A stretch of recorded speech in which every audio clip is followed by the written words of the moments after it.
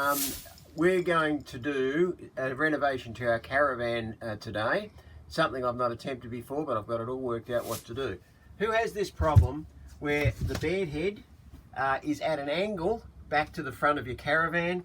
You go to sit up in bed in the morning and all the pillows crunch back into this spot. You can't straighten your back.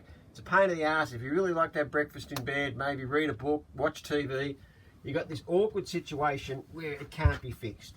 So what we're going to do is, we've already got a caravan repair place to professionally just remove the backboard. It was only held on by a few screws, so that's now been removed, and I'm going to attach some hinges to the back with some stays so that at a later stage this backboard will be able to swing out to a vertical position and we'll be able to lean on it and have breakfast or read books or whatever.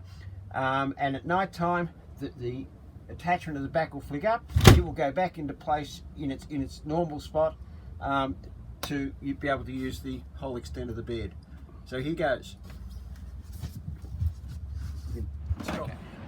Okay, to get underway, I've already cut a piece of strapping to the same length as the backboard of the bed.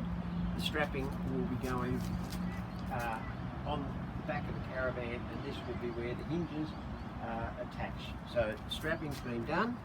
Next step, I want to cut the backboard into two.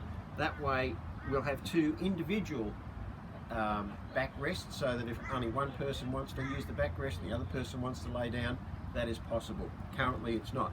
So already, just before we've started here, I've snipped the fabric at the halfway point in two. We intend, when this is finished, to recover the backboard in new fabric, just lay it over the existing fabric and just put it underneath and attach with staples, or probably in the first instance we'll just use double back tape. So it's time to cut this in half. Turn it over, we get rid of the strapping, and away we go.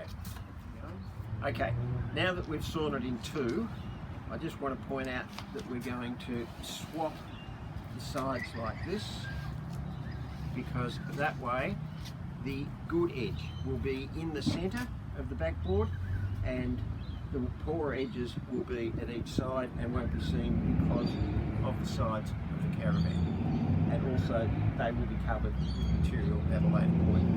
And the object is that these will hinge like so within the caravan.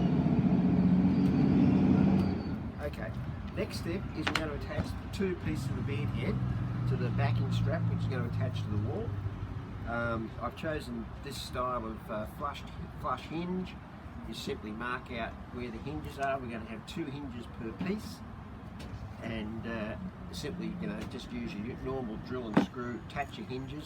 I've put two on already, and to show you what's happening next, this is the top of the marked top of the bed head inside.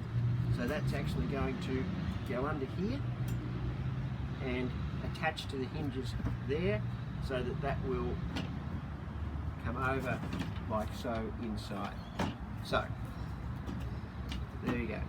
Just attaching hinges now, and we'll fix that up. When that's all in place, I'm looking to fix the whole lot on the wall in one go.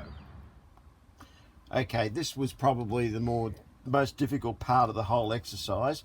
I needed help for someone to hold the strap against the back wall of the caravan, get the first couple of screws in, align the holes, and then we simply just screwed it in the back wall of the caravan along here. It's about 6 screws, and now once it's in, you'll see that we now have the original headboard, which was back here. It will now come down vertically, and the next drop we're going to do is put in a piece of wood here at the back, which will drop down, and when we push that back, we'll lock that in so that we've got the vertical rest that we desire for our pillows. So these are now attached. I'll construct, we've got to measure this distance here where this board is now vertical, just so we know how long to make the flap at the back, I'll construct 2 flaps outside, put hinges on them, and then we'll lift this up, and I'll have to just attach the hinge to the flap there, and you'll see how it works.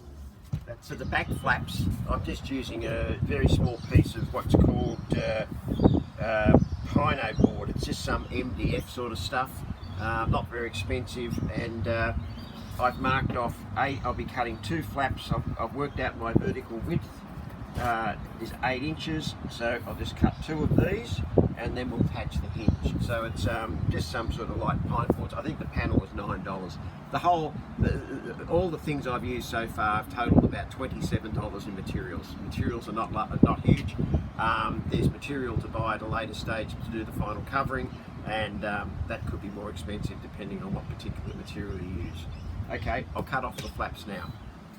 Okay, now I've cut the 2 back flaps.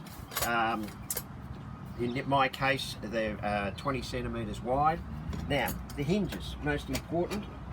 For this job, you need what's called a loose pin hinge.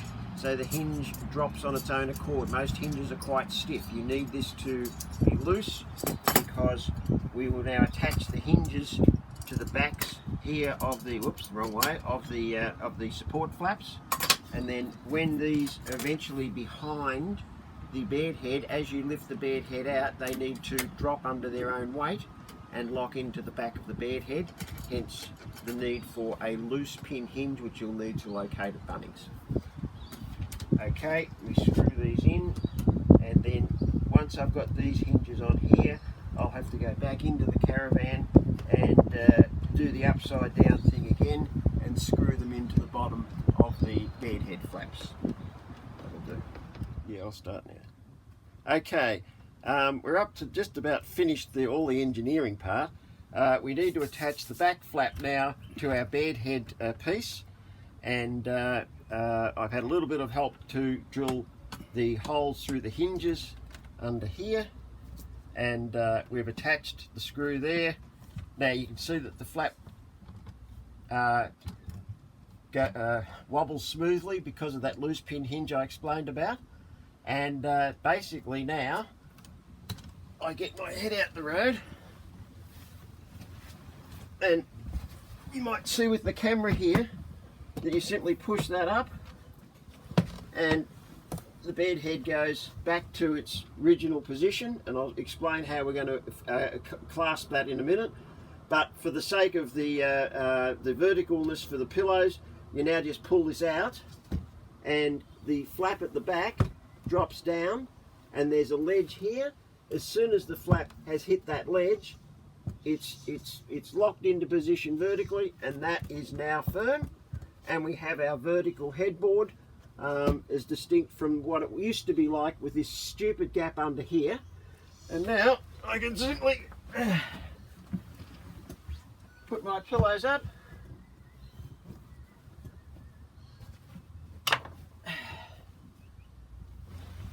sit back, and I have firm support now as I read my book, or maybe if I'm lucky, breakfast in bed.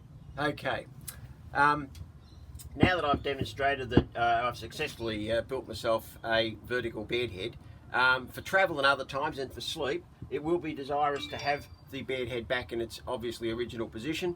To do that, you simply pop your hand underneath, flip that flap up and push it back into its position, and there you have the original configuration of the bed.